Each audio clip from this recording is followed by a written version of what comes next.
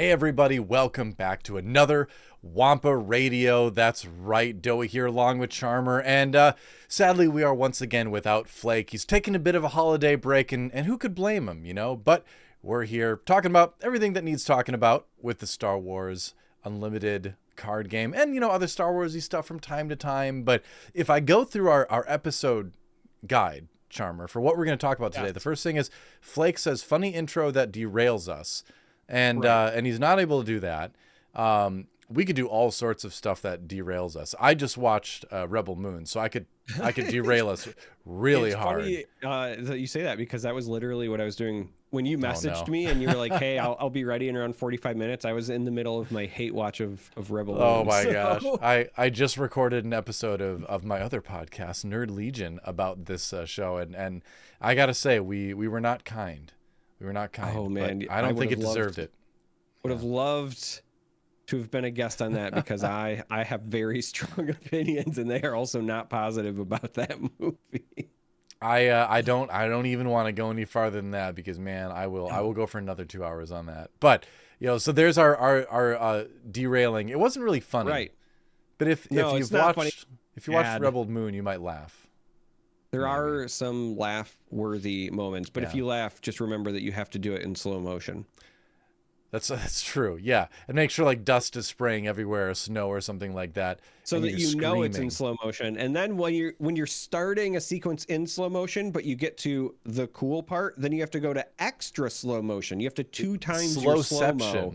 Like when you're going across the sun and the sky. When you're already in slow-mo, and then you... Imagine if the Matrix did like bullet time, but then they stopped to do like quantum time. Yeah, pretty much. Yeah, we must go deeper and slower. That's right. But here's the part I see in our script. It says Doa : relevant transition to trying to keep us on track. So I'll say, well, Charmer, that Rebel Moon, I bet you didn't read this because you haven't been on the internet in the last 2 years, but did you know that Rebel Moon was also at one point pitched as a more gritty, mature take of Star Wars to Lucasfilm, but it didn't move beyond the pitch phase? Guess what we're talking about as well? Star Wars. That's right. Not the movies, but a card game. And here is where you I quote, an unfunny smug remark that ends with mentioning the cave pole. So go for it. This is where I would say something like, yes, it didn't make it past the pitch phase. Funny enough, Zack Snyder also pitched a Rebel Moon card game, and Fantasy Flight laughed at him as well, because it was as awful as his horrible movie. But it's not awful. That is smug. Our cave pole of the week.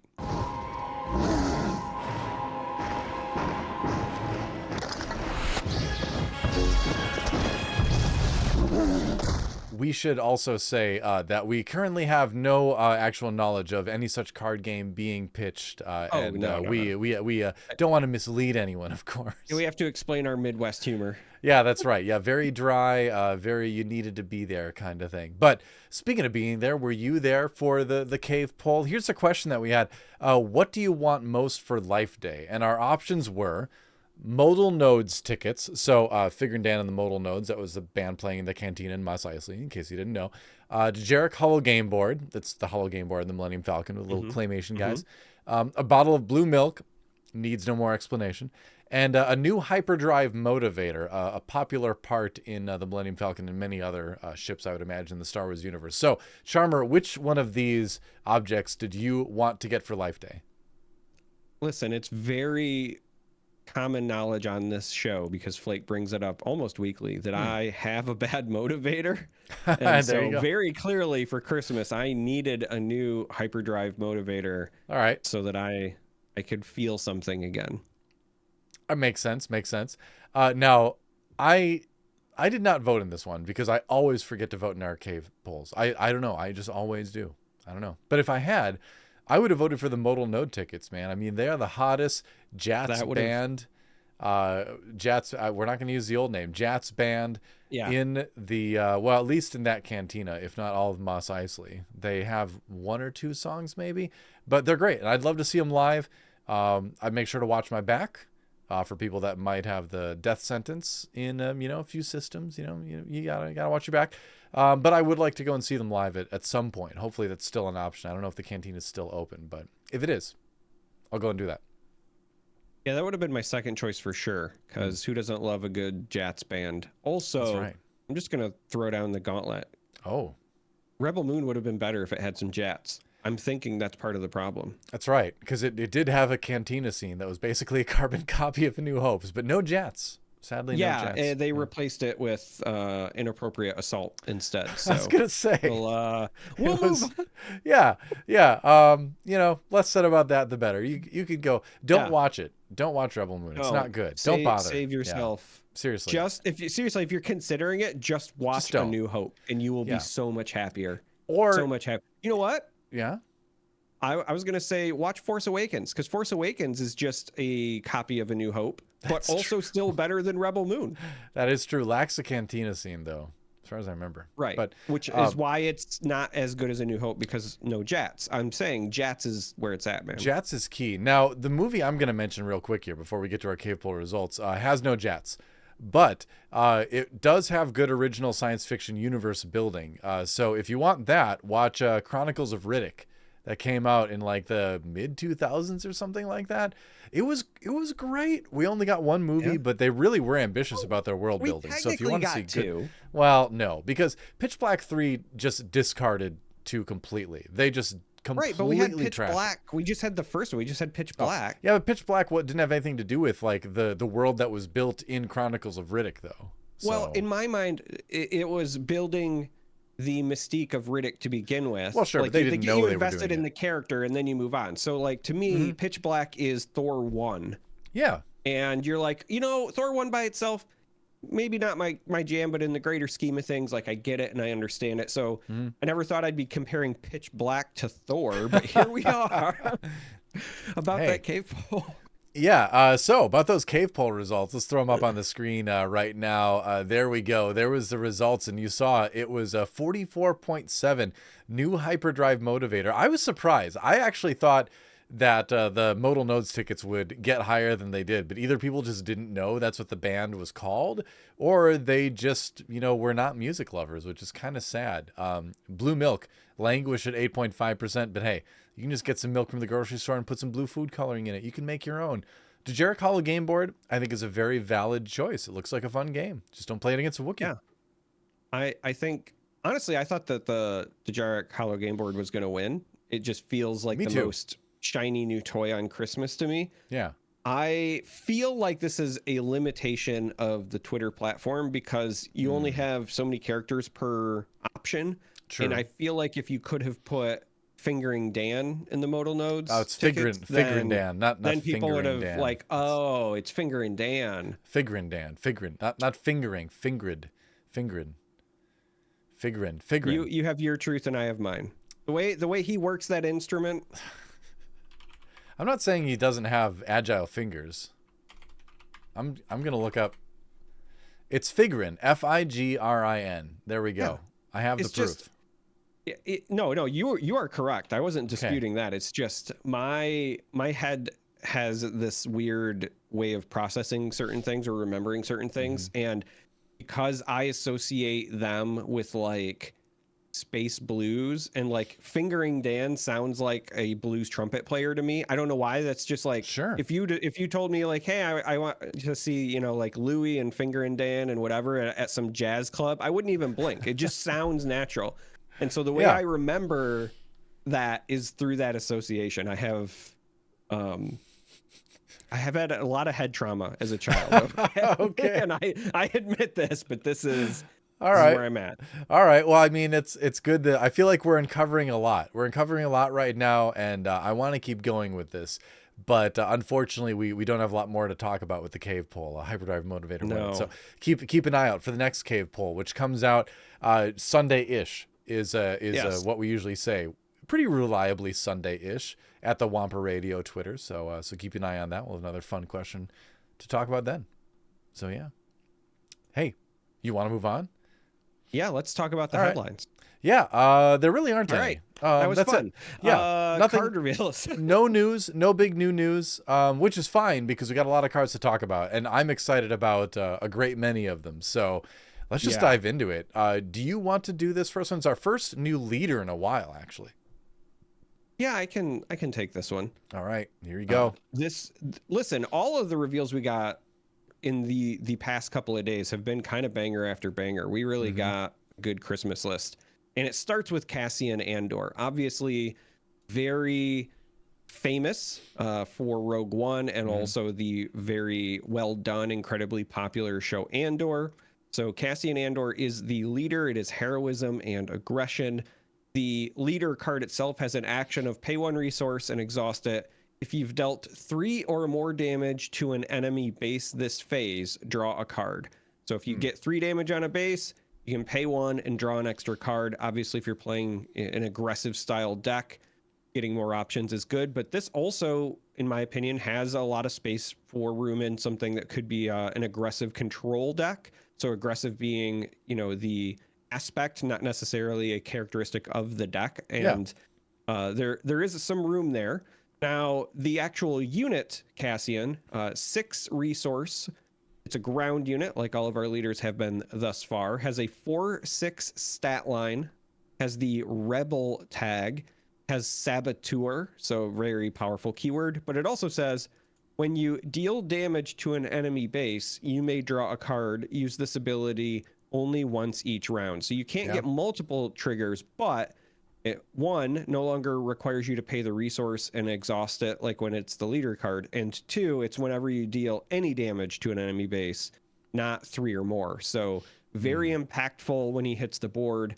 Saboteur makes it very easy to hit the enemy base. So likely going to get that in there unless you really need a trade or something at that point. Just quality card. Big fan of the design here. I kind of like that it went all in on the like sabotage spy version of Cassian. You sneak in, you do the thing. I like it. Yeah, I think it could be a lot of fun. You obviously have the aggression side of things, which I like that you mentioned control too, because aggression, doesn't need to just necessarily be aggressive, right? You can be aggressive towards the base, but you can also be aggressive towards your enemy side of the board, right? You have a lot of things that deal damage to units in that. And so in that sense, you can play sort of a slower, grindier deck that's just very efficient at removing your opponent's units and building up a big, block of units on your side to the point where you're finally overwhelming them. So I do wonder if you could go sort of a slower, mid-rangey, even into the realm of control with Cassian Andor. And, I feel like you'd be compelled to add cunning to this, both because it'd be thematic, but also just because I feel like on the control side of things, it does pair nicely together. At the same time, the fact that he's a heroism aggression leader means that you can look at things like vigilance for more control. You can look at things like command, which you can do a lot of interesting stuff with. It's a very board specific aspect, right? There's a lot of buffing involved and things like that. So you could probably do something interesting with command here too. So I think a lot of people are going to be surprised that he's heroism aggression and not heroism cunning, because he's supposed to be kind of the spy, right? But I like the deck building options this opens up. And I think if you look at Cassian, the character, this to me seems more like the sort of Rogue One version of Cassian, where at the beginning of that movie, he is more kind of like aggressive, right? He's making rash decisions. He's doing things like that, right? Where the Andor show, Cassian Andor, has to be much more like subtle and careful, because things are at such a nascent stage at that point. So I like it. I'm glad that it ended up being aggression. I was thrown by it a little bit first, but the more I think about it, the more I like it. It's fun. There is one more bit that I want to kind of touch on before we move on. And you talked about deck building. So one of the reasons that I was thinking about him for a potential control style leader is when you look at him, I think you're naturally going to compare him to Sabine, right? And Sabine is a very good aggressive leader. And this is obviously in aggression, but if Sabine is going to be your kind of hallmark aggressive leader, then what would be the other use? Like, that's the natural question you ask. And where I was landing was, if you were to go with a aggression, vigilance, heroism kind of control style deck, right? That red, white, and blue feel. Yeah. Aggression and vigilance have some really interesting like interplays between them, because there's a lot of cards with aggression that deal direct damage, right? And so you can get their health totals low to then finish them off, because vigilance has a lot of the cards that are like, if the unit has X or less health destroy it, right? Whether it's vigilance, the card itself, or takedown, or other effects. And dealing direct damage with some of those aggressive tools can certainly make that happen. But the other reason is a card we'll get to later, and so I'll cover it there as well. But I feel like there are, in heroism, some really good control tools in the aggression aspect, like in that trait itself. And I think that if you are, again, wanting to play some version of an aggression control deck, Cassian is probably going to end up being a better fit for you than, say, Sabine, because she just wants to burn everything down. And Cassian is very specific about what he wants to burn down, which sounds more control to me. Yeah, I think your biggest clue is if you just look at the front side and that his action costs a resource. You're not going to be able to play a crazy low to the ground aggressive deck with a hero that has a cost to their action. It's such a big commitment to spend a resource on anything in this game, and so to spend it on your leader action means you're putting less stuff on the board. You're doing less things that directly influence from hand, because so I think that to me is like your biggest clue that this is meant to be played in sort of a slower fashion. And like you said, with Sabine existing, we don't need another super aggressive aggression leader. We need aggression leaders that promote other styles of play. So I'm really glad that we have a card like this in the game. Yeah, I think that encapsulates it beautifully, because Cassian to me is all right, we're going to go 1-for-1, you and I. But as long as I keep answering your stuff 1-for-1, if we go late enough into the game, eventually I can start getting chip damage in and drawing one extra card. And then at that point, I will hopefully kind of like win that tug of war, either through resources, or it might even just be better choices. Because you draw 2 cards in this game, I do think that the card draw is not 100% as impactful, but it's still very relevant, because the more choices you have, the better you can adapt to any situation. But I agree with you. The cost on the card and the requirements to activate says to me that this is meant to be a different style of play. And like I said, there's a card that was also revealed that we'll touch on later that I think fits into that same like style of play. Yeah, I want to throw one last thing in about this before we go, and that remember that K2SO's when defeated ability is that you do 3 damage to that player's base, or they discard a card from hand. If you're running Cassian Andor as a leader, there's your 3 damage to activate the card draw. So I like that there's that connection between Cassian and his droid buddy. So that's cool to see. But moving on, we have the Rogue Squadron Skirmisher. Very cool. It's going to be a 6-cost command heroism vehicle, rebel vehicle speeder. 4/6 is a stat line, has ambush, which seems to be popping up a good amount in command. And then says, when played, return a unit that costs 2 or less from your discard pile to your hand. So that's interesting right there, as we get this little bit of recursion to it. Some people might kind of balk at the 4/6 stat line for 6, but the fact that you do get damage out of it right away if you're planning on attacking something on the other side of the board, I think kind of makes it worth it. And then you also have that way when played thing added on to boot, right? Which, if you're spending 6 resources on this, you're probably not going to have a lot of ability to play other things in the turn, but this is going to help you set up to maybe play like multiple cards the next turn or something like that. So, it doesn't seem like the greatest card we've seen, but it seems okay. It seems solid, Yeah, this is a card that I feel like shines most in limited. I think that it could find a home, even as maybe like a 1 or a 2 of in a constructed deck. And I think that as we get more cards, as we go beyond set 1, if we find some really high value cards that are units that cost 2 or less, whether they're combo pieces or things that have really strong like when played abilities, then maybe this gets more play. But the real standout for me is 6 health is a pretty big back end. The ambush is relevant. And so if you're talking about like limited play, anytime that you can get rid of an opposing threat and develop your own board, that is kind of a win in terms of resources and the actions back and forth. And the fact that this does that and potentially get something back from the discard pile, which, even if it's, just a random generic 1-drop in limited, that's probably still really, really good, because it means that you can still continue to flood the board on the follow-up. I think that's where this is going to shine, and especially as an uncommon. This could be a a very early pick. If your rare isn't very good for limited, you could even take it over that. But, a second or a third pick, this would not surprise me.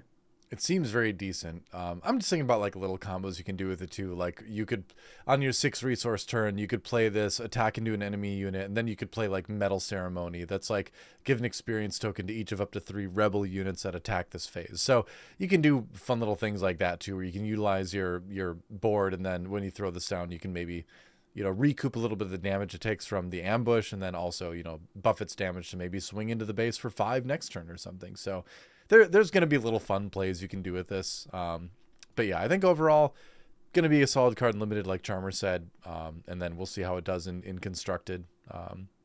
I'm on the fence whether or not I think we're going to see this in decks, but time will tell. Let's move on. I know you're excited about this next one, so it's all you. Go ahead. Yeah, so the next one is the card that I was alluding to, and as a huge Rebels fan, I was incredibly excited to see this. This is Zeb Aurelios, Karabast himself. It's a 5-cost ground unit, heroism and aggression. As a 5/5 stat line, has the Rebel and the Spectre tags. So if you're keeping track at home for your Hera builds, this fits that, as you would expect. Also says, when this unit completes an attack, if the defender was defeated, you may deal 4 damage to a ground unit.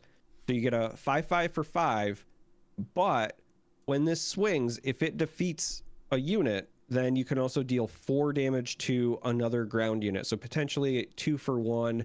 If you start doing fancy stuff like buffing this guy or giving him shields, then Zeb has the potential to take out a number of units. He kind of becomes a must-answer threat.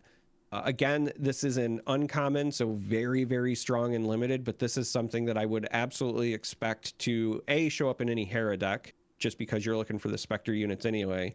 But B, again, if you're trying to build some sort of Cassian control, I think that this would be at least a consideration. This would be something that I would take a look at, because it doesn't have an immediate impact when he hits the board. That's the one drawback, but your opponent also really can't let you leave him out there.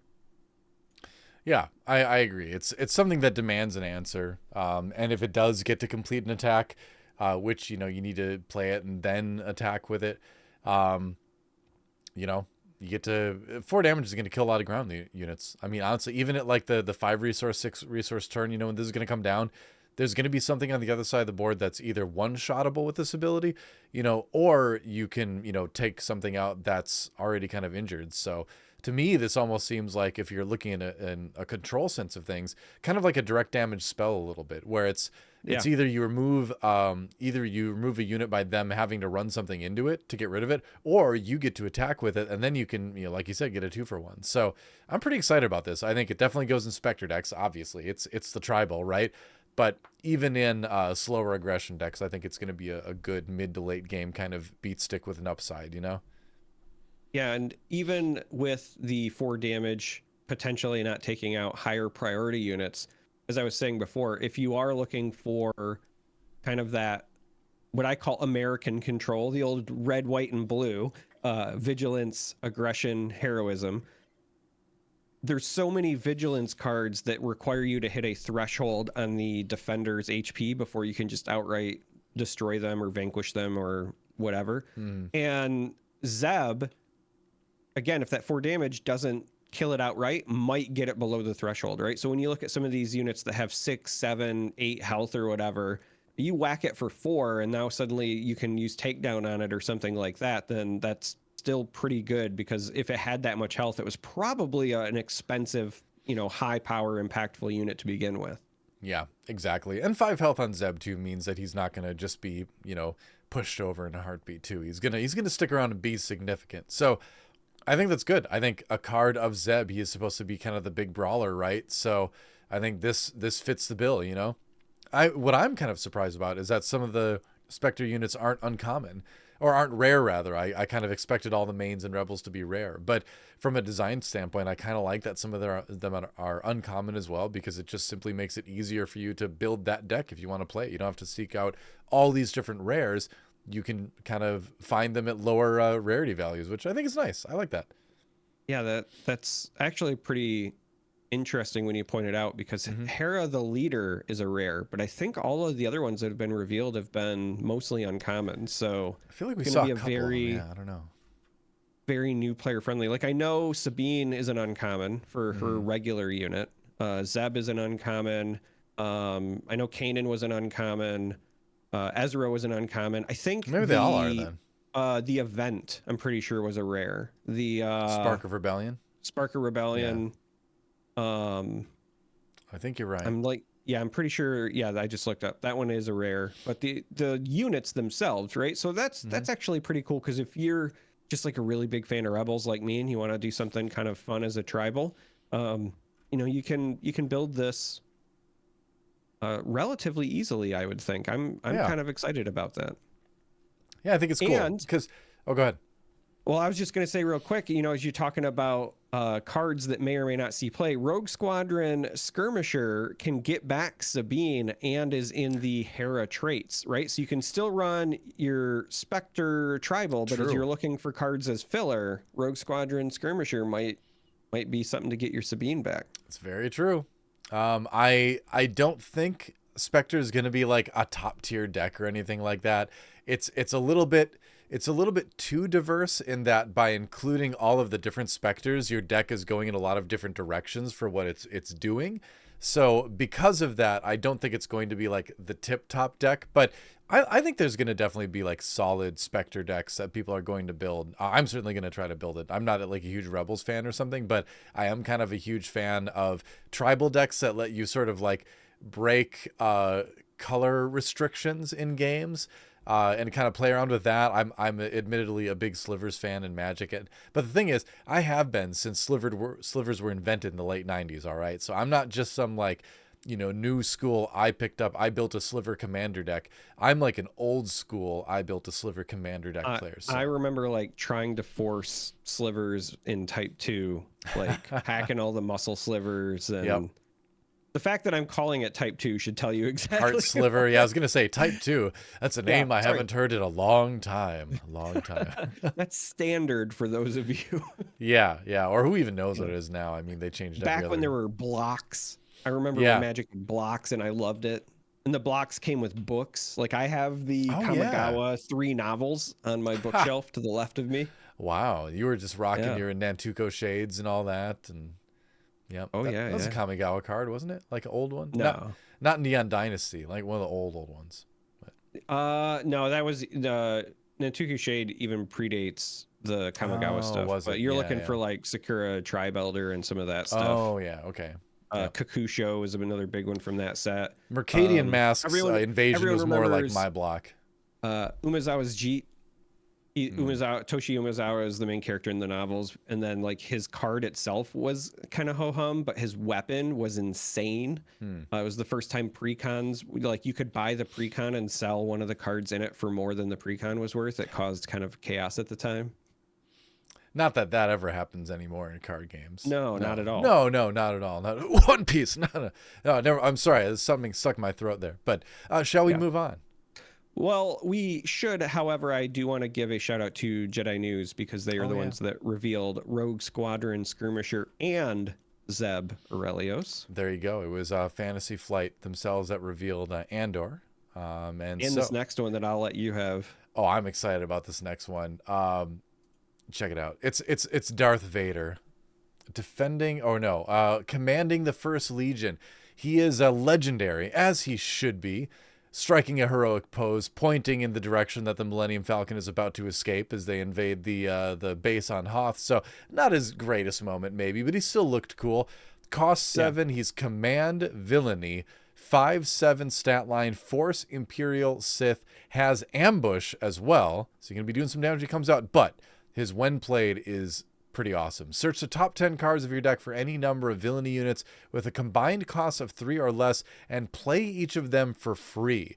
Now that opens up all sorts of abilities, because there are some pretty good 3-cost standalone villainy out there just to begin with.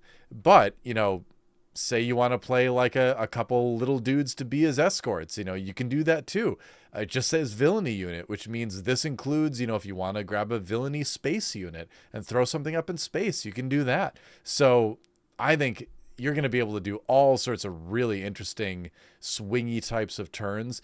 This is like one of the cards that I look at this and I'm like, this is almost as strong as like flipping your leader. Like that's the kind of turn that you're going to have with this.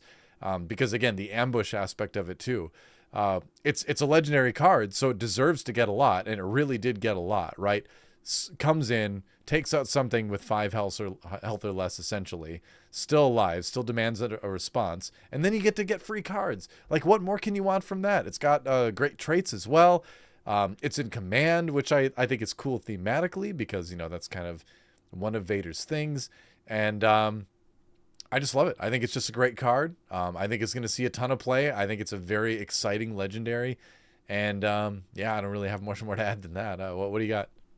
When this was revealed on Twitter, I said, like, of course he shows up with an entourage, because that's what I see when I see this card. One, I think this card is outstanding. You and I talked before we started recording this, but what jumped out to me is that this card puts your opponent at a pretty big disadvantage in what I call like the action economy, because you're going to get a unit. You're likely going to destroy a unit because of the ambush. With 7 health, you're also probably going to survive, right? So they're down 1, you're up 1. And then regardless of what you fetch with the when played, whatever you get is separate from his body. So even if they have an answer for the Vader, you still have the leftovers. Yep. And the leftovers could be, it could be 3 Death Star Stormtroopers, right? Like you could get 3 1-drops. Or it could just be a really powerful 3-drop. So one of the ones that I was talking about with you, Doa, before we started recording was Del Meeko, right? Yeah. Del Meeko is a card that gives you a 3/3 for 3, but it also has that restore. And so if you're playing like a ramp deck and you've ramped up to Vader and now you're trying to stabilize, you get the restore, but also he impacts your opponent's ability to play events to maybe turn around and kill the Vader you just played. Or if you are going with like a swarm theme, right? So this is the other thing I love about this card. This could be the top end for your Imperial tribal deck, right? If you're running Tarkin and like General Veers, for example, and you've got all of these Imperial units like the Stormtroopers, whatever, you could play Vader and get a ton of Imperial units to continue swarming, or you could literally find General Veers and buff your entire board. I was about to say, you grab General Veers with this, and suddenly Vader is ambushing as a 6/8. So you can just buff him just like that too, and then get another 3/3 body on the board that buffs everything else. So his possibilities are endless. If you want to protect your Vader, you could fetch Cell Block Guard, so that you've got a Sentinel in the way. You could find Death Trooper to deal direct damage to even more units if you're trying to clean up the board. Like there's so many really cool things. You could find space units, right? It just says villainy units. So Inferno 4, TIE Fighters, things like that. You could give yourself a presence in both zones with this card. It's Darth Vader. Like we expected it to be powerful, but it just does so much. And the moment it was revealed, I was like, all right, well now I'm theory crafting and deck building. Like how do I make Darth Vader work? Yep. I've always been a fan of the green-black color combination, just in everything too. So it's just a visually striking card for me in that regard. And the other thing too is when he gets played in the game is going to be a little bit on the late side, right? 7 resources. If you're playing command, you're going to be running like super laser technician, so you're going to be ramping a little bit quicker, so you're going to get them a little bit faster. But it is going to be in the middle to later stages of the game. So at that point too, you will have had a chance to draw a number of cards already, and so you should have a pretty solid chance of what you're going to be seeing in the next 10 cards in your deck too. So the fact that he comes at that stage in the game really does let you play him strategically and kind of know what you're going to be finding. More or less. So I think he can be played, very tactically as well. I mean, 10 cards is a lot of cards to begin with, but 10 cards at that stage in the game where your deck has already gone down, however many cards is, makes it even easier to kind of like know what you're going to find and plan for that, right? Plan your turns beforehand for that specifically. So, I think it's an incredibly powerful card. I really want to get a foil hyperspace version of this. That's like the main thing. I've decided at this point. I don't care what else is revealed. at this point, the card I'm looking for, the showcase stuff, yeah, sure. That's great. That's nice. What I really want, though, is a hyperspace foiled Darth Vader. So fingers crossed. Hopefully I can grab that in a pack at some point. Be very exciting. It's got some pretty good art too. Yeah. Like it is one of my favorite pieces so far. It's like you said, maybe not his best moment, but at least it's kind of dynamic. Like he's got to step up the point. Yeah. Really what he's doing is saying like, hey, is that the Millennium Falcon? Oh, yeah. They got away. Oh, bummer. It's kind of funny because with the ambush, I immediately thought of the Rogue One sequence, right? Like the lightsaber lights up in the dark and then he jumps on people. But the reality is it's the opposite of an ambush in this moment on Hoth. It's like I showed up and, they got him. You do raise a good point that this is like the least ambush moment for Vader because they saw him coming from so far away. You know, like the guy literally looks in binoculars and he sees the AT-AT. He's like way across the plane. He's like, there's Imperials. They're showing up, right? So, I mean, Admiral Oswalt took them out of hyperspace too early, right? So this is actually like the lowest point ambush-wise for Vader, to be fair, in this art. But it's cool. So we'll give it a pass. It's all right. It's time to move on. I was very hyped. I was very hyped about everything. But you know what time it is, Charmer? What time it is? Just read the next card. It's time for it is 11:59 p.m. my time. Oh, sorry. I mean, it's time for a moment of peace. So this is an event. It is a 1 cost in Vigilance. It has the innate tag, and it very simply says, give a shield token to a unit. Yeah. Great card. That's it. Great card. I don't know if great is the word I would use. But it has its uses, right? This is one of those cards, especially in limited, but even in constructed, kind of depending on the flow of your deck. This is the kind of card that I kind of love jamming like one of in my deck, just to either surprise my opponent when, if they're trying to take out a unit and it's going to require multiple actions and you can jam this in between to gum them up. One resource to do that. And in worst case scenario, because you can resource any of your cards, like if you draw it and you don't need it, then maybe you resource it or whatever. But just like, it reminds me again to do the magic thing. My go-to one of whenever I played green is in any format I was allowed to, I always ran 1 Might Evokes, regardless if it fit my deck or not. Because it was just that surprise, right? And so like I could see this being my blue Might Evokes for this game, where I'm just like, you know what? Maybe I have that one resource open because I'm going to shield this thing up. Maybe not. I honestly feel like this is better than you think it is. I think people are undervaluing shield tokens because it absorbs, so just to refresh your memory, what a shield token does, it essentially absorbs any one instance of damage, right? From 1 damage to 1,000,000 damage. It'll just absorb it and the shield token will be defeated then. So played at the right time, this can very severely derail your opponent's whole plan, not just for like that particular turn, but for the next turn or two, perhaps. So I think it's a great card to definitely put in a lot of control decks, and honestly, even in some mid-rangey decks, right? And just be very good at knowing when to play it, knowing when to give a shield token to something, and using this well is going to take reps. It's going to take time. It's going to take knowledge of what's in your opponent's deck.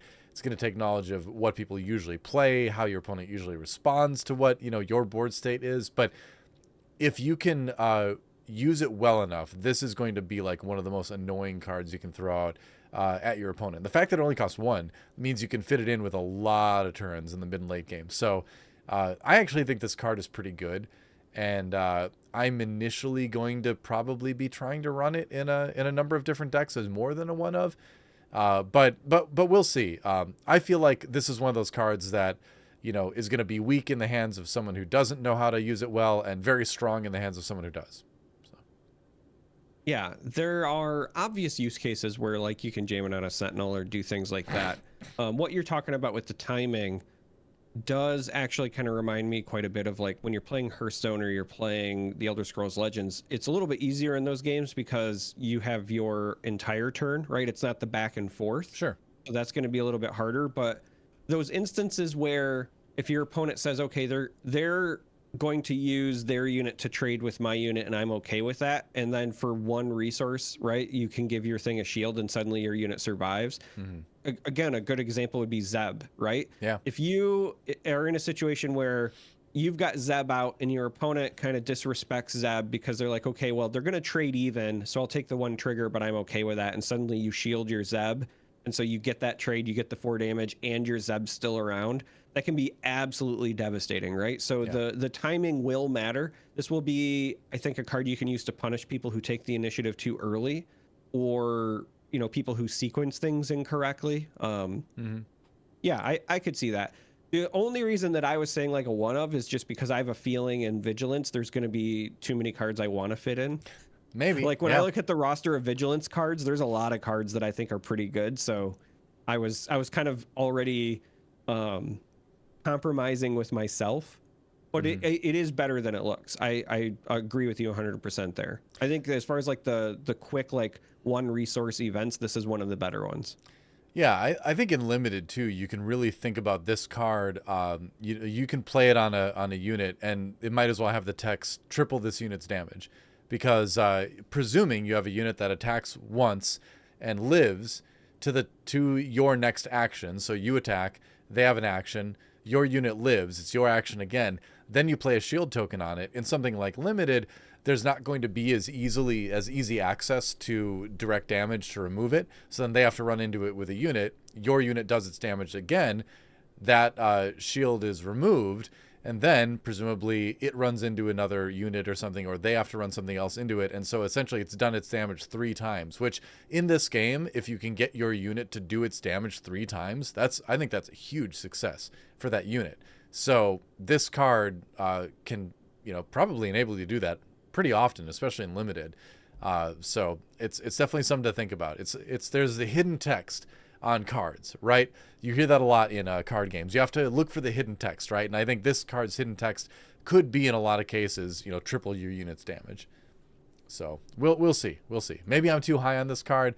We're gonna do our big thing where we rate all the cards, once everything is revealed later. We'll see if my mind has changed after seeing what else is revealed. But right now I'm feeling very good about it. But let's move on.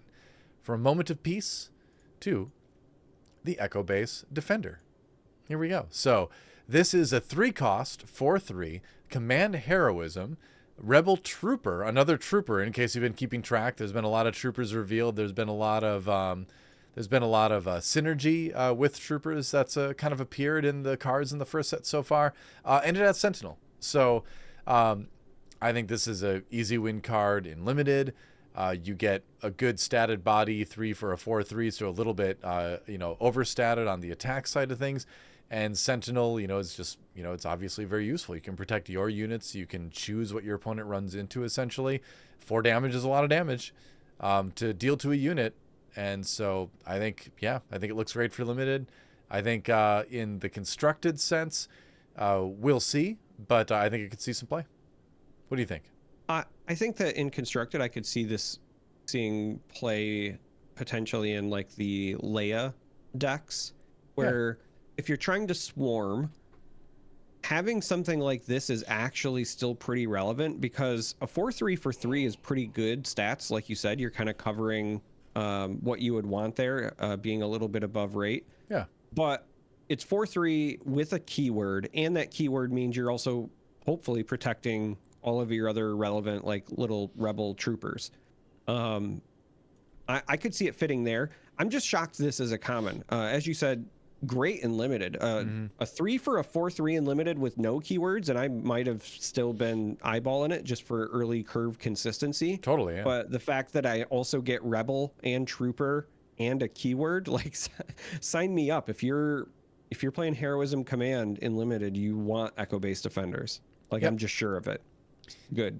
I think so, and I think the fact that it's common means in limited you'll probably run into a few of them, which kind of evens out the power level across the board a little bit. If you've got one, your opponent got one, but then again you need to be both playing command and heroism too. So we'll see if you realize that if you're like drafting presumably and you can make sure you're the person drafting this stuff, and you can deduce that your other people aren't, then you can grab a couple of these and feel very good about yourself. So we'll see. We haven't really heard a lot about all that side of things, but just comparing it to what we know in other games, something to kind of think about.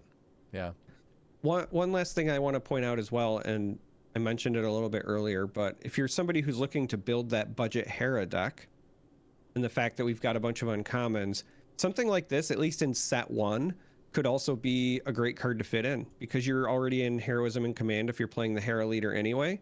But all of your Spectre units are also going to be Rebels. So running some of those Rebel synergy cards makes sense. This has the Rebel, but it's also a unit that can protect your Spectre units with the Sentinel. So as far as set 1 goes, like I could see this still making its way into some constructed decks. Do I think it's going to be, you know, a top S tier deck bunker buster? Like, no, it's a common and it's whatever, but like it's got uses, especially for set 1 and in limited. Yeah, the fact that it has Sentinel, you know, makes me think down the road you could still see some use rather, if your deck had a lot of things around the same cost that were coming out around the same time that you really didn't want to get into combat right away. So we'll see. It's an intriguing card for sure. Yeah. Yeah, I was just thinking like with the Spectre deck, right? If your opener is like, I play Sabine, and then I want to protect Sabine, so next turn I play this, like that's perfectly fine on curve, and it's exactly what that deck wants to do, I think. So yeah, and then you give it a shield with Moment of Peace, you know. No, maybe who knows, maybe. Well, let's move on to a less peaceful individual. It is go ahead, you can take this one. The Seventh Sister, definitely not peaceful. So this is a ground unit. Costs 5. It is Villainy and Aggression. Has a 3/6 stat line, so a big back end, which is important. Has Force, Imperial, and Inquisitor tags. Has the Saboteur keyword, so it can go around our little Echo-based defender. But it also says, when this unit deals combat damage to an opponent's base, you may deal 3 damage to a ground unit that opponent controls. So it's got Saboteur, meaning it can just kind of at will punch your opponent's base, and then you get to deal its attack damage to a unit as if you'd attacked it directly anyway. I really like the design of this card. The stats for 5 cost are kind of a little low, but that's because the payoff is so big, and I think the 6 health is very important because that gets you past some important break points. Yeah, I mean, another really important thing to listen to you know, think about with this card is that you might be a little bit surprised about the 3 attack, and then you think to yourself, but wait a second, the Grand Inquisitor leader's ability is deal 2 damage to a friendly unit with 3 or less power and ready it. So you play Seventh Sister, you deal 2 damage to her to ready her, it's down to 4, whatever, it's still 3/4. Then you attack in, you have Saboteur, you're going to probably get through. Sentinel doesn't really matter. You hit their base, then you do 3 damage to something on the ground. So with the Grand Inquisitor leader, you can create some pretty powerful combos with this unit. So I like that we've got that sort of like Inquisitor synergy, right? They're kind of keeping that in mind as they design these cards. Yes. It seems like, where cards that have a relationship in the universe will also have a relationship in the card game. It's kind of neat to see. But yeah, that 3 attack, it seems not good, but then when you pair it with that leader, it's like, okay, suddenly this is a pretty scary card when you play it on resource turn 5. I really dig it, and part of the reason that I kind of mentioned the 3 attack thing as well is that I get why it's 3, because it's really swinging for 6. Like if this actually connects, this was like you got a 6/6 for 5, right? Yeah. Because you're going to deal 3 to the base and then 3 to a unit. So you got the 6 back end, you're dealing 6 damage every time you connect with the base, essentially. It's a really powerful card. Now there are some other things I think that are worth considering. One, we know that there are at least some like minus attack effects, but this just says deal combat damage. So if for whatever reason this hits a base for 1, it still deals 3 damage to an opposing unit because they're not interconnected. Similarly, on the other end, if you buff this attack, it still also only deals 3 damage to another ground unit. So yeah, you kind of lose that interplay, but I think that also can work in your benefit as well. When I see this, it makes me kind of want to try to build like a mid-rangey tempo Grand Inquisitor deck, right? Because I'm envisioning this dream scenario where I've got like Admiral Mahdi out, right? And he's out there. I play Seventh Sister. I ready her. I attack, hit something on the ground and kill it or do damage to it. Then I run Admiral Mahdi into something for another 1 damage. His when defeated kicks in. I ready Seventh Sister. I attack and do 3 more damage to the base. Then I do 3 more damage to another ground unit.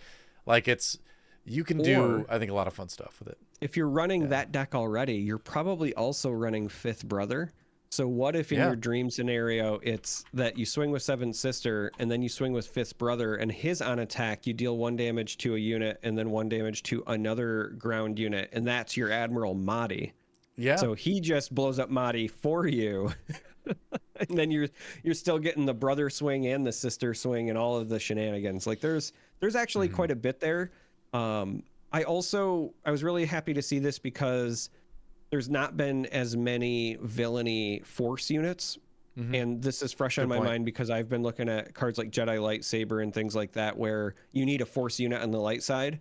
And there are similar interactions, obviously, for our dark side friends. And this is another tool, right? So it's not just the leader Vader, but we now have Fifth Brother, Seventh Sister, the Inquisitor, all of them. Yeah. So far, though, with the exception of our legendary Vader, most of them are in the aggression villainy phase. So I don't know if we're going to see just like more in future sets or if that's a bit of a theme. Who knows? But yeah, it'll be interesting to see how that all develops. Because obviously, like, everybody someday wants to make like an all Jedi deck or an all Sith deck and just have like an army of Force users, right? Like, you don't play a Star Wars card game and not want to make like a mains and weapons and, you know, that kind of thing, and really go in with Force users and lightsabers and all that. So, you know, we got to get something like that at some point. Everybody wants it, you know. I'm sure they want it too. It could be super fun. It was fun in the Star Wars collectible card game, so it can be fun again in the Star Wars Unlimited TCG trading card game. We trade these ones. We don't collect them, apparently. I think we're going to collect them anyway. It's a very collectible game, actually, with all the hyperspace stuff, honestly. Yeah, it kind of is. Yeah. Well, that's it for reveals. We had a lot of them.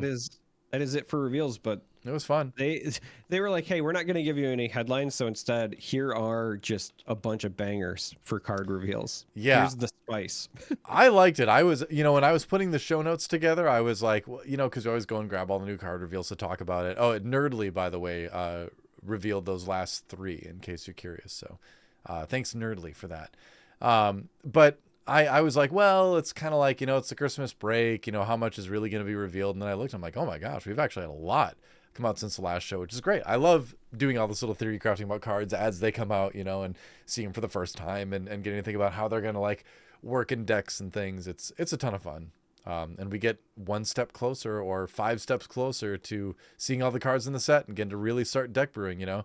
So I'm hyped. We're getting there. We're getting there fast. But we usually have some sort of like main topic, and I was kind of thinking about what we were going to do this week. And I came across an interview that Garbage Rollers did with Danny Schaefer like a week ago or so, a week or 2 ago. And I knew it was out there, but I hadn't had a chance to read through it yet. But there was a couple interesting things, 2 interesting things I wanted to sort of like talk about, because I thought there were fun points that we could have a little discussion about. That's kind of our main topic. It's a truncated main topic, but it's a truncated set of hosts without Flake. So we're going to wait for bigger things until he's back.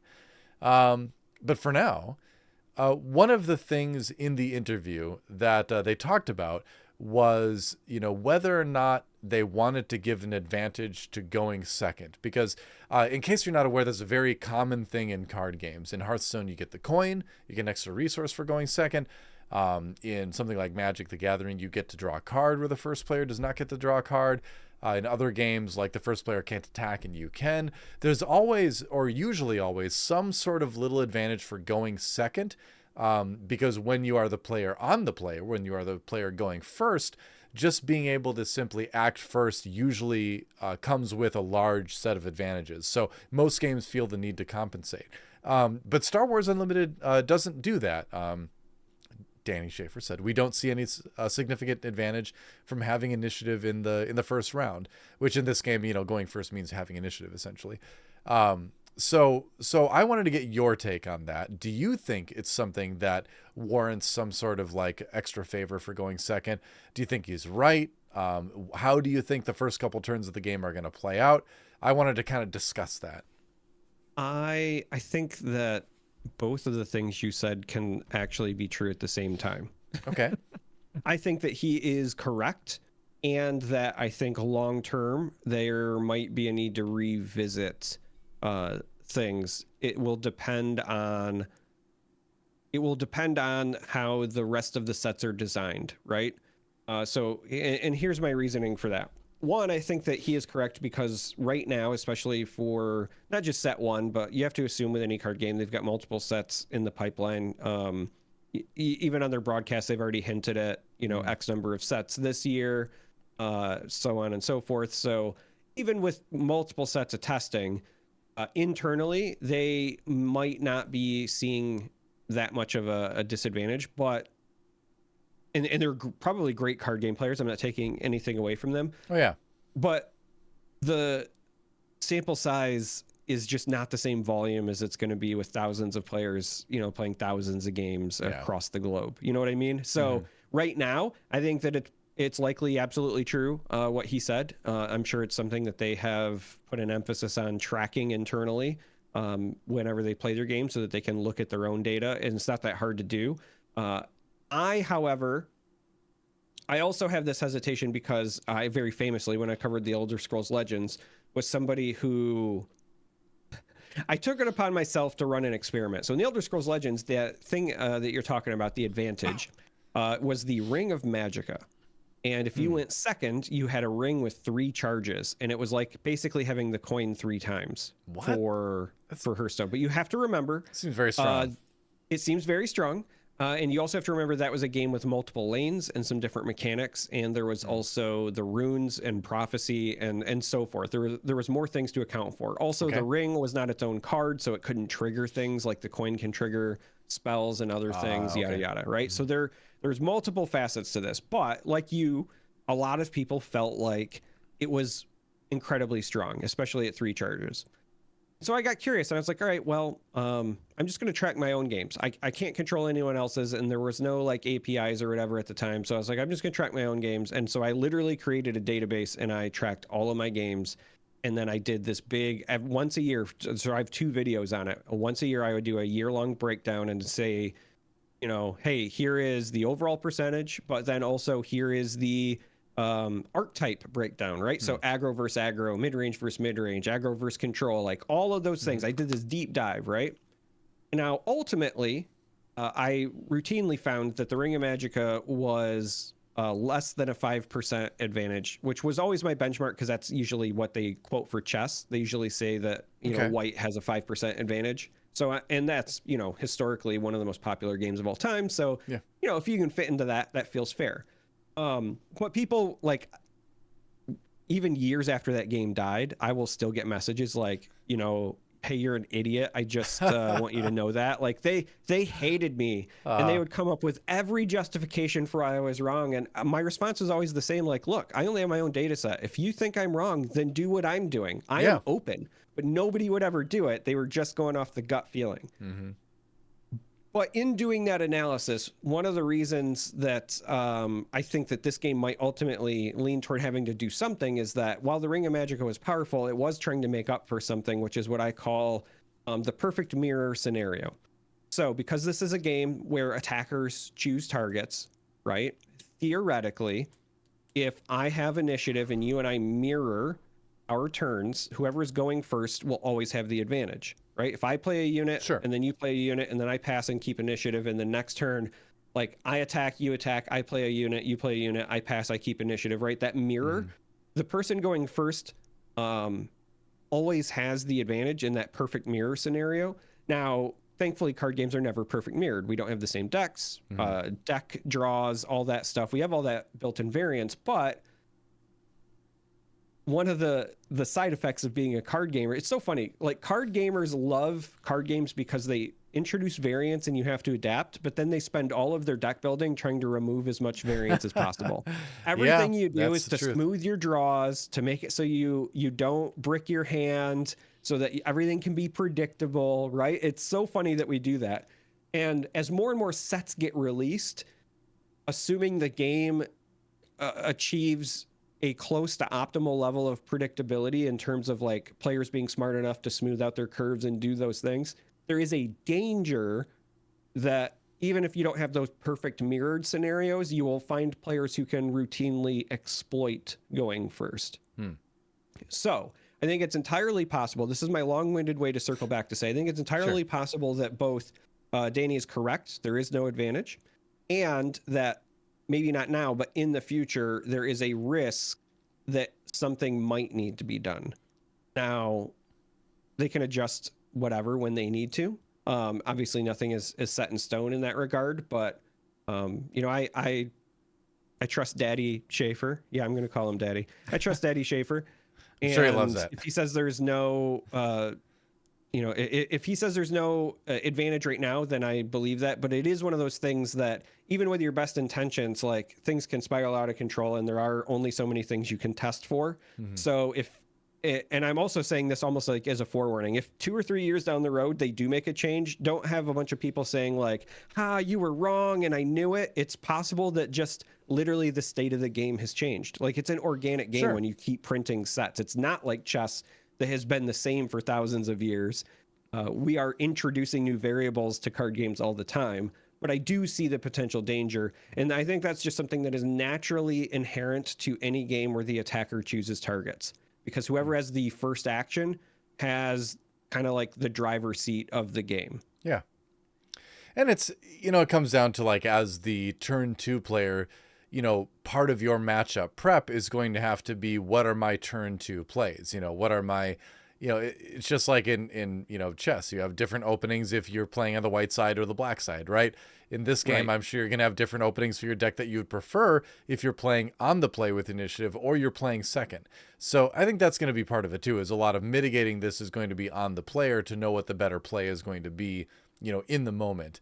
But we'll see. It's interesting. I mean, just looking at it objectively, like the main advantage you get from going first in this game with the initiative is that on turn 1, you can play a card, then they play a card, then you take the initiative and they pass because they've used their, both their resources. They're not going to be playing anything else anyway. So it's just the strong likelihood that you will get to have initiative for the first 2 turns, essentially. That said, Danny mentioned in the article that sometimes when he's playing more control deck, he likes to pass his first action to see what his opponent does and then play something, which then, of course, gives the second player the first opportunity to grab initiative. So, which again, if you are playing a slower control deck, then yeah, initiative in those early turns probably isn't going to be as impactful anyway. So it is also going to depend on the archetypes that are being played in a given match, how important the initiative in those first 2 turns are. In a mirror setup like you're talking about, then yeah, it's hugely important.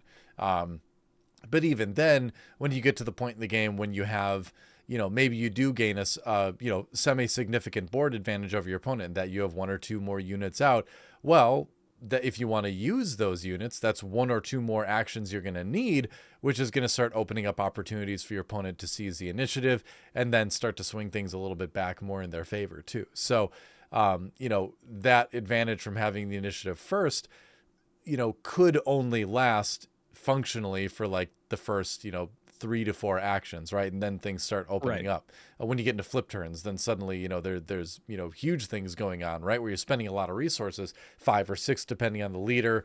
Some are 4, I think, right, that we've seen. But most of them are going to be doing that. And also you've got all those resources to spend too. So, then there's a lot of questions going on with initiative, right? Because you've got these extra actions that both sides can take. So I would say it's not something that I am super concerned about right now, just based on the games I've watched people play online, the games I've played myself with some of the printouts that we've done. But it is something, like you said, that like down the line, just depending on how the game evolves, maybe we get to a state where you have to add something, but I don't think we're going to need it anytime soon. And maybe people will clip this and throw it back in my face later. But at this point, the way I look at it, I think we're okay. I would be surprised if they addressed it in the first 2 years. I'll say that. Sure. Right. Yeah. Just based on the number of sets and whatever. I would be surprised if they addressed it in the first 2 years. But I just also don't want to rule out the possibility because there is something that comes. There's also, I think, a really interesting discussion to be had.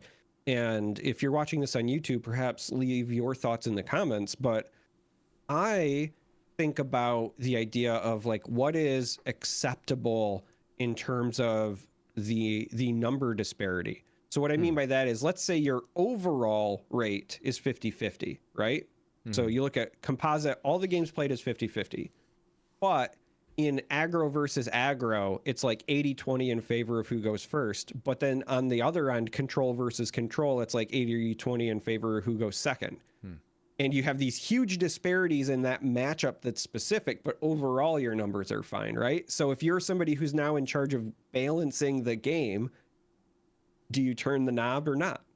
Because that's not an easy, it's not an easy question, right? It's not an easy question to answer. And I'm not sure that there even is a right or wrong answer, but those are the things that you have to look at when you're looking at some of these numbers. And so that's why I'm posing it to the YouTube audience, right? I want to hear what your thoughts are, because you can have, you know, win rates and things like that that are fine, but then you might have either specific matchups or niche matchups that are very polarized, right? Yeah. Now, I can tell you my personal opinion is I think that you instead work on whether it's releasing new cards or implementing balance controls that address that matchup and don't taint the whole, right?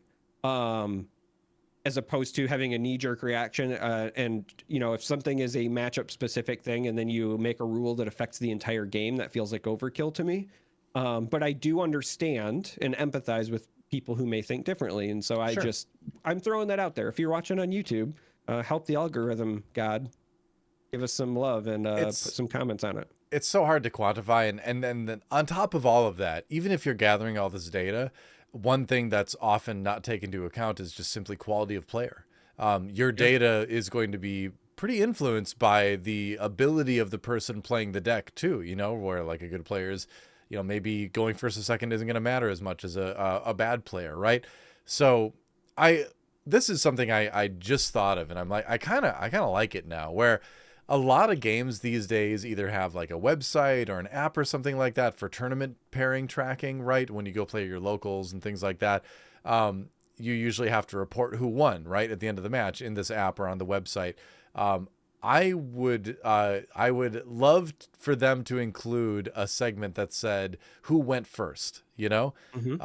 And the only purpose of that would just be simply for Fantasy Flight to gather a large segment of data across a lot of different matches.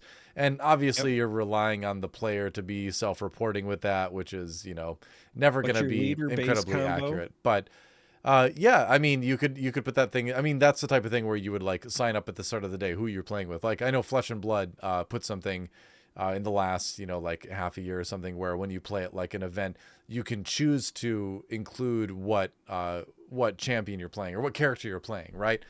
So it'd be cool to see that in this game too, you know, say what leader and base you're playing, and then for each match when you report, you have an option of saying, you know, who went first. And hopefully a lot of people do that, and then they're able to gather a lot of good data. I mean, if that is something that's included, you should definitely do it. If you claim to care about the balance of the game at all, the more data you can give them to work from, the better. So, you know, and again, then when you look at like quality of player, they can find a way to take that data and then, you know, stratify it in a way that includes people that performed better or worse in tournaments, because this is tied to, you know, locals and then bigger tournament results, right? So you could even theoretically get around a little bit of what I talked about earlier, is trying to find a way to dodge the player quality issue when you're looking at this kind of data. So I actually like, now that I think about it, I'm like, yes, Fantasy Flight, you should definitely do this, because you would get so much good balancing data out of it.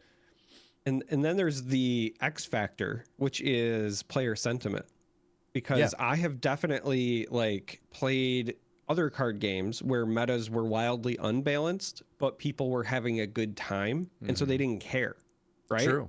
Whether that's, you know, going first or second, or whether it's a deck being unbalanced or whatever the case may be, there's also that, like, if people are having fun, it kind of doesn't matter.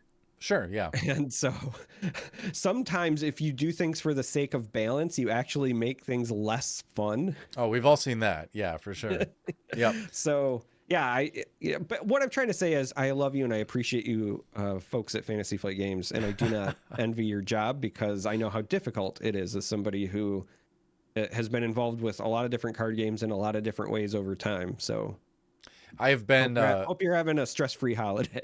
I have been adjacent to many game designers over the years, mostly in video games, but also in card games a little bit. And so I know that it is a very difficult job to balance community feedback with what with what you want the game to be. And that's tough. So that's the rule of thumb is always just be nice. Whenever you give feedback, give meaningful feedback. Don't just say, "Ugh, this is bad, this is good." Like tell us why, if you really want to have positive change in the game that you like. But anyway, I thought that'd be an interesting little topic. I think a lot of people are going to have a lot of opinions about this. And so I'm curious how this conversation is going to evolve over the course of the game's life. But initially, it feels like we're both kind of on a similar page where it's like, it doesn't look like it's going to be an issue right now, but no, I don't think it will be out of the gate.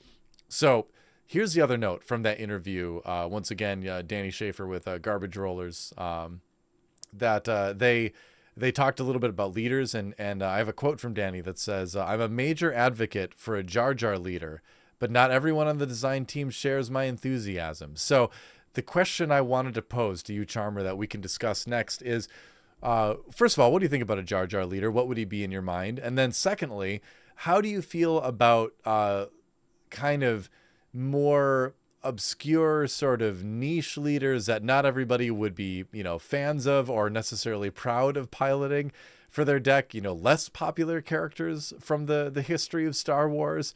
What do you think about that being included in the game? And what's your take on Jar Jar as a leader? One, Jar Jar had better be a leader at some point. He is a general. I agree, actually. I hope he is so. General Jar Jar Binks. Sure. And I think it would be really cool if he was either, I'd love to see him like heroism vigilance, but have some sort of effect, almost like the heroism version of a Krennic, where you activate him to deal 1 damage to one of your own units to deal damage to opposing units, because he has that whole thing where you're like, he's a calamity around you, but he also inadvertently hurts the enemy too, right? When I think about the Battle in Naboo, where he's like destroying a bunch of stuff by accident, that's kind of what I like. And I like the idea of, if you put him in vigilance and you've got this ability where you can hurt your own units to hurt opposing units, you can either like build into grit, or you could build into shield tokens where your units survive the damage, but you're still playing kind of that control game plan. Something like that I think could be interesting to explore, but I think he deserves to be a leader. Totally. And I would love whatever his interaction to play into that, like he just hurts everyone around him because of how unlucky he is. I love that idea, and I want to see that. My take on Jar Jar would be Senator Jar Jar Binks, when he becomes a senator later. And so we have some sort of like politics involvement. Maybe, we have I don't know, some sort of like way to influence your opponent's board outside of combat or something. And he would be heroism cunning, maybe. Or other people probably want to see like the Darth Jar Jar thing, I was just going to say, fan theory, the Sith Lord, the Darth Jar Jar. Here's the thing, aggression, you just call him Jar Jar. Here's how you do the nod to the fan theory. You just call him Jar Jar, like Senator Jar Jar. Sure. But he's got the villainy tag. He's like cunning villainy. And then it's just like some generic thing or whatever, but it's like everyone who knows, you're gonna look at that and you're gonna be like, right? It's cunning villainy. I wonder if Lucasfilm would have a thing or two to say about that. Yeah, but, they might, but yeah, well, who knows? But either way, I think there's plenty of options for that. But it is going to be interesting too, because like the other one that jumps to mind for me is Rose Tico, right? Not a super popular character in the eyes of the fans for many different reasons, but still a significant character in Star Wars lore. If we ever get to the point where the sequel characters start getting leaders, like, will we see one for her? How will people feel about piloting her as a leader if they have this like aversion to the character in the movies? I guess if she's good enough, it doesn't really matter, at least in my mind. If it's a good deck, then who cares, right? But like some people are going to take issue with that. But I want to talk to you about like obscure characters in Star Wars lore. What obscure character would you think of? Like I think about Watto. I want a Watto cunning villainy leader that's all about like making deals, wheeling and dealing with your opponent, like say, or also, you know, essentially like capturing your opponent's units and making them work for you, maybe without pay. Watto seemed like he was kind of into that, but you know, maybe like you, I don't know, like you ready an opponent's resource to take control of one of their units or something like that for the phase. I don't know, or some cheap unit, you know, or do something like that. Do some funky thing where you're like essentially like a shady merchant, because that's kind of what he was, you know. So I want to see like obscure leaders that do kind of fun things like that. I could see something like that. I guess for me, it's one of those like, how obscure do you think obscure has to be? As like, obscure as possible. Well, then I don't think we should have like hyper obscure folks be leaders, right? But I do think there are some that would not be considered a main character, but I think would still fit as leaders, right? So we already have an Admiral Akbar unit, but if they had made him a leader, for example, I would not have like really batted an eye. But in that same vein, I think about people like Mon Mothma, excuse me, or Saw Gerrera. These people that are not necessarily mains, but they have these leadership roles and they're kind of like iconic in how they do it. And they're still, I think, recognizable enough where I could go, yeah, I'm okay with that. Like as a leader. Well, I think about Luthen from Andor would be another good one in my opinion. Well, so we've got IG-88 as a leader already, and like if we want to get technical about it, like he was barely in the original trilogy at all. He barely gets any screen time, right? He's just kind of in the background in Empire Strikes Back, and that's it. Like all of his fame comes from like extended universe stuff. So we're already taking, you know, from a movie perspective, very obscure but known characters and making them leaders. So I feel like all bets are off. I feel like you can make anything a leader, you know? I mean, yeah, maybe we can make Figure and Dan. We're on the same page. Yeah. The modal nodes deck with our finger and leader. Yeah.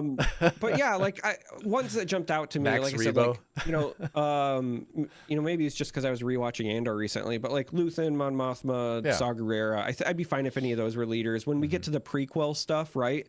I think that you got to have a Queen Amidala leader. Sure, yeah. But there's other ones, like if they make Jango a leader, even though in my mind he's not like true like leader, it makes sense to me, right? Yeah. He's main.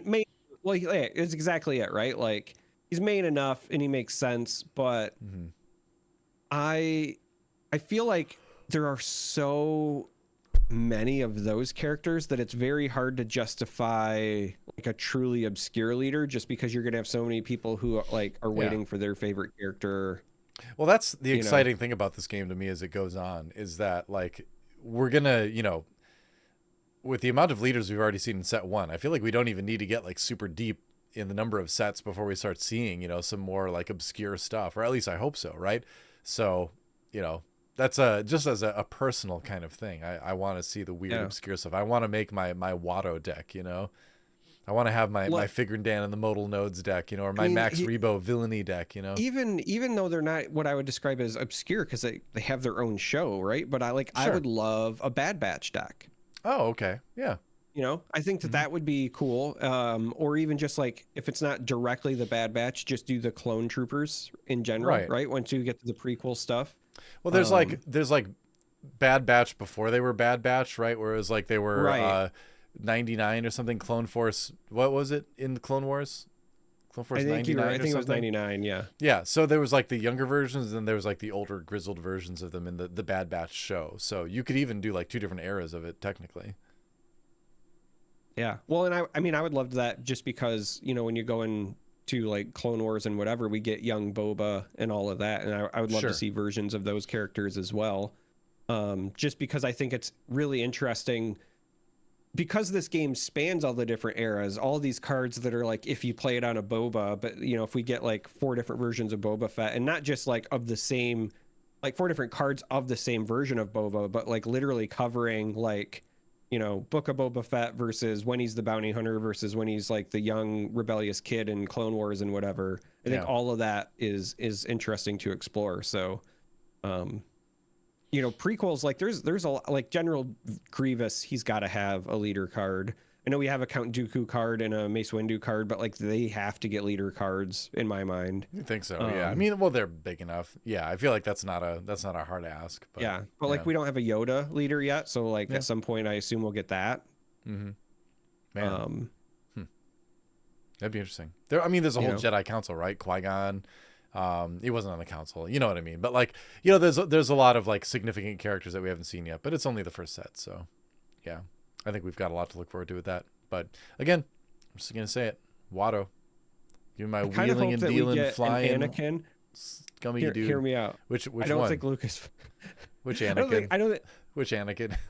I don't think Lucasfilm will like allow this or appreciate this the way that I do, but I kind of want an Anakin where the title is Anakin, or it's Anakin Skywalker, but then for like in the like title, the subtext or whatever, it says Master Skywalker, but Master's in quotes because like he's on the council but doesn't have the rank of Master.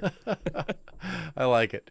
He's just how many aggression Anakin's gonna be? Because I feel like every like Clone Wars era Anakin is just gonna be aggression, and that's just it, I think that you could get away with a Clone Wars era one where he's got command because like he was a general. Oh, okay. And some of the battles, right? So. Yeah. No, fair enough. I think that would be fair. Touche. What would little Anakin be? I think little kid Anakin. I think little Annie is potentially like heroism cunning. I mean, like he kind of building his droid, like he kind of have to be, right? Because when I think of like cunning and him doing all the stuff in pod racing, that's what jumps to my mind. But yeah. Because he's not really aggressive, he's not really commanding anything. So if it's not vigilance, maybe he's just really heroism. Vigilance. Like he could just be just a heroism, little Annie. So that would kind of be bad though, because then essentially you'd just be playing one aspect with whatever your base was, along with heroism. Well, yeah. Sorry, like if you're talking about as a leader, in my mind, like little Annie would never be the leader. Yeah, you can't. If you're doing him as a leader, then it's heroism cunning. Yeah. And then you build like his thing interacts with the pod racing deck you build. Exactly. Unless I was going to say pod racing expansion. I will design that. I've already started an Excel spreadsheet actually for this. I'm thinking things up. I'm not proud of this, but I want in. Yeah. I'll let you know. I'll share the details. I still really want my Mario Kart that's pod racing. I mean, that exists. It's just called Episode 1 Racer. It was on Nintendo 64. But it was awesome. Hasn't been revisited though. It sure has been revisited. It just came out with an HD remake for Switch. Oh, did it? Yeah. Oh, okay. Well, I will find it on Switch then. Yeah. I mean, it's the same game, but it's higher definition. So. Yeah. I love that game. Episode 1 Racer, game man. I can body my children at. Can't wait. There you go. That's right. Until they start wrecking you. That's you've got a limited time window, I think, for that. We all got to enjoy it while I can. That's true. Got to get in the wins while you can. Well, speaking of wins, if we both have kids at this point, we're playing against them in video games. Well, I'm not yet. My daughter's 6 months old, so it's really easy to beat her in video games right now. But someday we're gonna be playing something. Maybe Episode 1 Racer. I just set the controller in front of her. I'm like, you got owned. But no, it's funny. That was literally, I was laughing because when you were like, oh, she's 6 months old. In my head, I imagined you literally going to a 6-month-old kid. You suck. You lose. Like just. Hey, why don't you learn to sit up for more than 15 minutes without falling down, huh? Maybe you should master that before you try to pick up a controller. To lift your head on your own before you try to lift your. Look at this. I'll get like roll over. I can roll over. You can't roll over yet. Haha. Yeah. But anyway, someday she's going to be old enough that we're going to be playing a video game and Episode 1 Racer per se. And she starts to pull ahead. She starts to get ahead of me. And I realize that I might not be able to catch up. And do you know what I would be thinking to myself at that point, Charmer? What would I say in my mind? I got a bad feeling about this. I don't know. I have a bad feeling about this. I have a bad feeling about this. I have a really bad feeling about this. Oh, I have a bad feeling about this. Yeah, you and me both.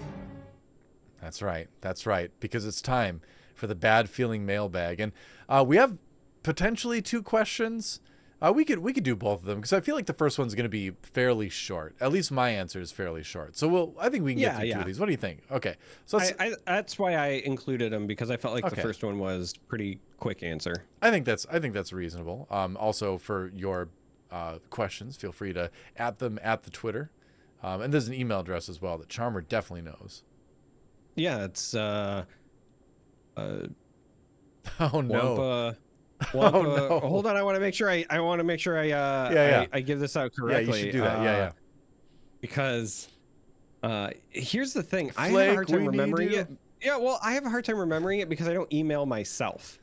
Fair enough. And but it's Wampa Radio Podcast at gmail.com. And so that's why I wanted to double check, because I think what happens is so the Twitter, if you want to at us or respond to any of our posts with questions, or whatever, send us smoke signals, that's just at Wampa Radio. And so the problem is, whenever I try to remember the email, in my head I go, oh, well, it's just Wampa Radio, just like the Twitter, but it's not. It's Wampa Radio Podcast at gmail.com. Yeah, there you go. Well, our first question is from Stephen De Canuck, and I'm sure you have a name that's very easy to pronounce for you, but I've done a poor job. The Stevie. Okay, yeah, there you go. The Twitter Stevie handle is 07. at the I'm just gonna do Twitter Stevie handles 07. from So now on. it's the Stevie. Yeah. All right. Well, anyway, the Stevie asks, do you think the first 3 sets will mainly focus around the 3 big arcs of Star Wars, meaning Spark is movie 4, 5, 6, Twilight is 1, 2, 3, and Shadows is 7, 8, 9? Question mark. Space before the question mark, because it got its own line there. You gotta watch out. But we'll see. I mean, I thought this would be an easy one to answer because we just simply have no idea. I mean, the first set seems to be mostly like Imperial, like a galactic civil war era, although we do have little bits and pieces of art and things from the like we have Mace Windu, so that's an actual card from the prequels. Yeah. Then we have Count Dooku, right? And then we have art like the aggression art is Kylo Ren. So there's like little bits of non-galactic Civil War era stuff in there. You could argue that the Clone Wars era, was part of that because it led to it essentially. It was the rise of the Empire. But I guess we just don't know. To me, the names they've given us for the expansions don't really suggest that, but we don't know really. Yeah, so my answer was just going to be that I don't think that it will necessarily be that like movie specific as much as it will be era specific. So you said it best, in my opinion, right? I think that this, first one is very galactic Civil War heavy, but that's also why it includes Rebels, and that's also why it includes Andor and Rogue One characters, because that's all still part of that, timeline, that era. So I do think at some point in the first couple of sets, whether it's exactly 1, 2, 3, it's entirely possible we get another set in this era and then we move on. But at some point in the early sets, I do think we'll hit those other eras, right? So I wouldn't call it like a prequels set as much as I would call it, like a Clone Wars era set, because I fully expect when we get that to have some of the stuff from the Clone Wars show, have some of the stuff that's outside of the prequels but is still that era. And the same thing for like that New Republic thing, right? I don't think it's going to be just 7, 8, 9. I think we'll also get like some of the Mando stuff, that sort of thing. The other thing too, like for me, the main thing that makes me think it isn't going to be just like movie specific, like you're talking about, is that like the names that they've revealed, Twilight and like Shadows, don't really seem to indicate that. It's hard to like fit that to those things. Well, so the only reason, because Twilight was the next one. Yeah. Right. So for me, as again, complete outsider, no inside information, when I heard Twilight, to me that was like, okay, that's the Twilight of the previous Republic and the Jedi Council, right? So like to me that's the Clone Wars era, and it's going to be called Twilight because that's going to be like the end of it's the twilight of that old era, signifying in the rise of the Empire. So again, who knows? But like that was my mental association. I was like, okay, well they're just gonna hit like Clone Wars prequels, all of that stuff. Now, I still expect, just like we got Mace Windu and Count Dooku in this set, I do still expect representation on a few cards from other eras there, but I think that they're just going to have like a theme-ish with a lot of those other characters covered. Yeah. I mean, I think ultimately at the end of the day, we're just going to have to kind of wait and find out. It's all speculation, though. Yeah, exactly. It'll be interesting to see because, like, other card games in the Star Wars universe seem to have, at least to my knowledge, or the ones I'm familiar with, they did go by, like, specific, times in the movies or movies themselves. So there is precedent for that, but that doesn't mean that they have to follow that. So, we'll just kind of wait and see. But I'm ready to move on. Good question, at least. Interesting food for thought. Question 2. Yeah, question 2. This is from Andy Salkeld. You got the easy name. That's not fair. Yeah. Well, got to get on this level. They ask, can you see any mechanical differences between villainy and heroism? We know how the other aspects differ, but these two are different. Do you feel either favor control or aggro, or card draw versus discard, etc.? Are these more Vorthos aspects, which is a Magic the Gathering term? And I also was very excited to see this question because I know that this is actually a discussion, not on like recording, that we have had. That's true already. Yeah. We were talking about this when we were looking at the different aspects and the deck building that was possible with this set so far, and kind of chatting about this. Where if I recall, because we had that chat like a couple weeks ago now, if I recall, you did seem to see a big difference in your mind between heroism and villainy. Close. Or did I have that backwards? I can't remember. No. You are correct. The only part that gave me pause is I don't know if I would say big difference. Okay. I would say that I see a noticeable difference, but not necessarily that it's huge. And I think that's done by design. I think that they want both of those aspects to still have their own flavor, but not be as polarizing in terms of their identity as the others, because ultimately you still want to have that freedom of expression to make the cards fit the characters they represent. Mm-hmm. But what I was noticing as a trend was that villainy cards, not always, but just more so, seem to either benefit or trigger or do things with the defeat of other units, right? It's either gain life on defeat, or, you think of like Count Dooku, who, outright destroys a unit when he enters play. And then when you compare it to light side, while light side does have some of that like removal on a body stuff, I look at like Luke's doesn't necessarily defeat a unit as much as it's like give the -/, right? It's not the outright defeat. Yeah. And then similarly, a lot of the heroism cards are more about the heroic things like saving, right? There's a lot more restore units. There's a lot more healing, that sort of thing. Protection, right? Generating shields when you think of like the Luke Skywalker leader versus the dealing of damage. Now, again, there are a lot of caveats here because a lot of these cards are also being interspersed with other aspects. There's very few cards that are just heroism and just villainy.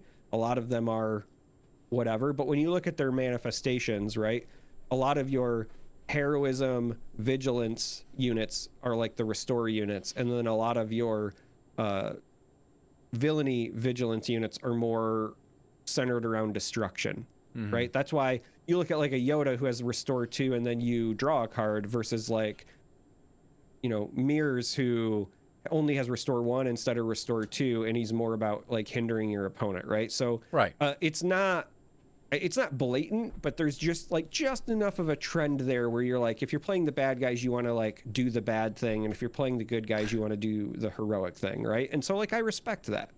I think we're gonna see that trend kind of continue too, right? That makes sense. Where you don't want to have them super different, because you theoretically want to have leaders across both heroism and villainy. I would think that can achieve similar things, because to me, like, the player fantasy is very important. You want to be able to play your character, and you want to be able to play the style you want to play, blah, blah.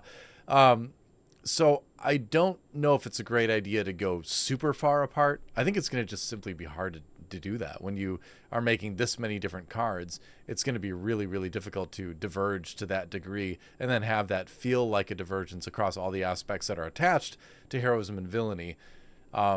my thing when I look at this game, and I'm like, from a fun perspective for me, I want the fantasy of playing whatever leader I'm playing to be paramount, right? I want to feel like I'm that, hero or that character in the Star Wars universe doing what that character does. And my whole deck is kind of based around that, right?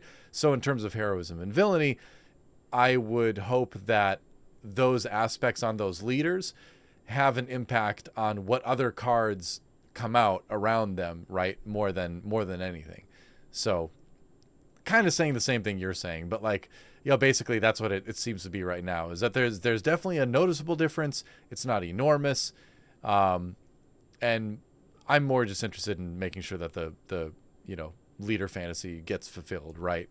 Or if I'm playing Cashing Andor, I feel like I'm, being sneaky and fighting for good, but also, doing it with the tools of my enemy and all that. That's a Luthen quote, but you know what I'm talking about. But yeah. That's basically it. I feel like I had a different opinion when we talked about it the first time, but since then I've kind of come over to your I've converted to whatever side you are on, whether it's dark or light. I'm not sure which it is yet. Yeah. But I'm there. I'm not sure either. But like I said, I don't think that it's an enormous gap. I just think that it's just enough that you still have the flavor. I think it can't be where you have whether it's cards or leaders that are of the same aspect, but just one is heroism and one is villainy. I think that's where you can see kind of the differences, right? So I look at, for leaders, I think a great example is you compare Director Krennic to Chewbacca. They both are kind of promoting the same kind of play style, which is they're going to benefit from your own units taking damage, whether it's like the grit-based thing or whatever. But Krennic is just straight up only giving you really the bonus after they've already taken the damage, whereas Chewie is doing the more heroic thing where you're putting something out and giving it Sentinel so that it will take damage, which activates it, hopefully. But also it's the more heroic thing in that you're playing a Sentinel, so you're protecting as opposed to exploiting, right? Like that's where I see the flavor difference manifest. It's a similar play style, but achieved differently. And that's also why I pointed out, when you look at the difference between like a Luke and a Count Dooku, vigilance, villainy comes in, he just eliminates a unit, right? He defeats it if it's below a threshold. Kill the weak, that's a Sith thing. But then you go to the other side, and Luke is more, it's still accomplishing the same thing, but still more like indirect. It's the minus. Maybe it's just weakening, maybe it's whatever. So that's it. It's there, but it's minor. But I dig it. Yeah, I think that kind of sums it up. Looking back at the question again, I think we pretty much answered it. Yeah, I hope so. I would think so. If not, send us an email or tweet at us and tell us how poorly we did, or tell us how well we did. Ideally, how well. That's my choice. But yeah, I think that brings us to the end of the show. Do you have any final thoughts about what we've talked about today? I don't. I think that we actually we did what we always do. We looked at it. We were like, all right, there's no news. Like, we've got enough for a show, but it won't be too bad. And then we went for like an hour and a half. Yeah. So I hope there's nothing left to say. If we can get it done in an hour and 40 minutes or whatever, that's on us. I kind of feel like we just enjoy talking about this game. I get that impression. So yeah, a little bit hard to stop, but we must. It's actually midnight where I am right now when we're recording this, and it's even later for you, right? So yeah, 1:01 a.m. We both have kids. We got to get some sleep because we know they're not going to sleep in tomorrow. So yeah. You know what? I really need you to bless me in the way everyone does in the Star Wars universe, and those are the words that go a little something like, "May the Force be with you."